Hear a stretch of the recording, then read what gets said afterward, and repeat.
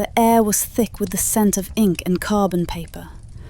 My fingers danced on the keys, but my mind drifted. He was there, watching. I could feel it. He didn't knock. He never did. His presence was like thunder before the storm. A man made of tailored silence and practiced power. He handed me a file. Not a manuscript. A contract. Not for my company. For my consent. My signature trembled before it touched the page. Clause after clause, line after line. It wasn't business. It was a proposition. Ownership cloaked in elegance. But the words stirred something hidden, something I had buried beneath stockings in silence. She saw it in my eyes. Clara, all lipstick, lace and warning. He doesn't love, she whispered. He collects.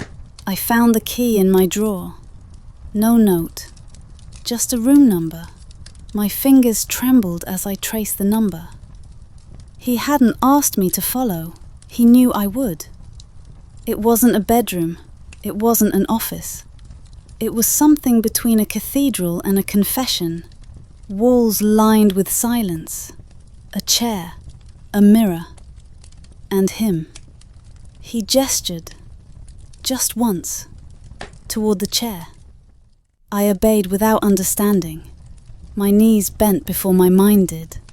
It wasn't fear that held me there. It was anticipation. He traced a gloved finger across my collarbone. It was colder than skin, but it set something inside me ablaze. I didn't flinch. That was my first choice, to stay. There were rules, not spoken, only implied. I wasn't to speak, I wasn't to move unless instructed. I wasn't to want, but I did, more than anything. The line between control and cruelty blurred in a moment, one I wasn't prepared for. My breath caught. He looked at me, not with anger, but with disappointment. That hurt more. Clara was waiting by the elevator, wrapped in fur and silence.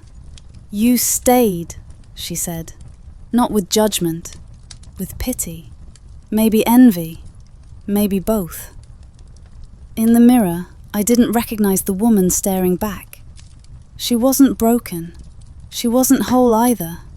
She was claimed by something she couldn't name and wouldn't escape. He never asked me if I'd come back. He didn't have to. I was already his. Long before I said yes, and even longer after I whispered no.